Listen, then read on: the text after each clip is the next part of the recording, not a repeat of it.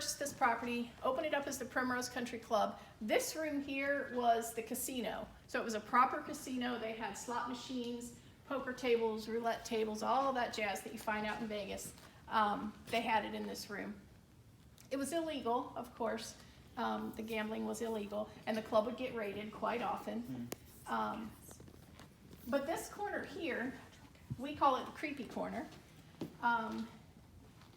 mainly because it's creepy. A lot of times it's really heavy back here. People get physical reactions back here. They'll get headaches. Sometimes I get a headache like over my right eye. People get sick to their stomach. They feel lightheaded.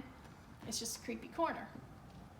I've had people come on tours who claim to be psychic or sensitive in some way, and they will say that about where you're standing, maybe over this way a little bit, is actually a portal that comes into the building, and that's how the spirits enter and leave the building, is through this portal. Because everybody thinks it's a well, and it may be, but I've had a lot of people tell me that right there, they said when they stand there, it feels like they're in the ocean, and it just feels like waves coming up over them.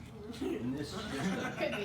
the well would be literally right under here or way down to, No, the well is where we started. oh, but this isn't a well over here. No, this is just what a lot of people that come on the tour, they feel drawn back here to this corner for some reason. And they feel that there's a portal there. So, but now here's my great story, probably my favorite story. So there's a pool ball here. I put these here. There's one here, and there's one on that table. Oh, this thing flashed. There's one on that table over there, right there in the corner. So I've been doing that for years. I will come here and I will put a ball right next to the pocket. It's not hanging over. It's like right on the edge there. And I've been doing that for years. And I always ask the spirits to knock the balls in. And again, this was the same crazy tour that had the light flickering and the squeaky step. I don't know what was up with those people, but I don't know. They really had a lot of activity. So I had the balls here. We had finished our little history tour that we're doing now, and we were just kind of sitting out there, listening, you know, trying to see if anything was happening. And one of the girls claimed she saw a shadow over in that opposite corner. So I said, all right, let's get up and walk over here and stand and see if we can see anything or communicate with anything rather than rushing up on it over there. So it was she and I and one other person came and stood over here. The rest of the 4 or 5 people were still sitting out there. So she's standing here talking, you know, trying to get something to answer her. And she says, you could knock that pool ball in that's on that table. And I swear to God, the pool ball went in. And I mean, these things, you know, they're plastic inside. And when that pool ball hits and rolls down, it's unmistakable sound. And it was loud and it clunk, clunk, clunk, and rolled down to the end. I didn't know what, I was freaking out, quite honestly. I mean, I was like a little kid jumping up and down because that was amazing that it happened. But then I thought, you know, I've been doing this for years, and she comes in here one time and asks them to do it, and they did it.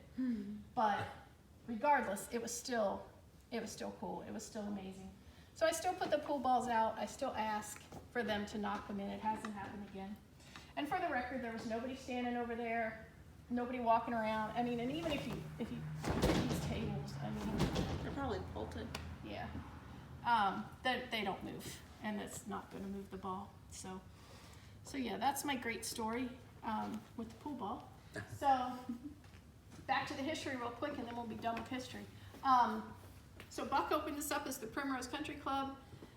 The mob in Newport eventually ran him out of town, ran him down to Florida, and then they took over this property and renamed it the Latin Quarter. When it was the Latin Quarter, it had a lot more money coming into it from the Cleveland Syndicate. So they had more name acts performing here, like Ella Fitzgerald, Nat King Cole, both performed here. Most of the bigger names you associate with that time period, people like Dean Martin, Sammy Davis Jr., Frank Sinatra, they were in Newport. So there was a club over there called the Yorkshire Club. It was probably the most popular club back in the day there. That's where they would have been. And I had heard stories that Marilyn Monroe was over there as well. So the Latin Quarter was here for many, many years. Once Vegas took off, Newport kind of started going downhill. got seedier and seedier, and eventually it was just all strip clubs and bars.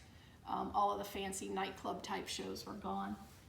The Latin Quarter stayed open for a while. They ran some bingo games, and then eventually even their bingo games got shut down because I think they were skimming money and getting bingo cards from out of state, which is a big no-no.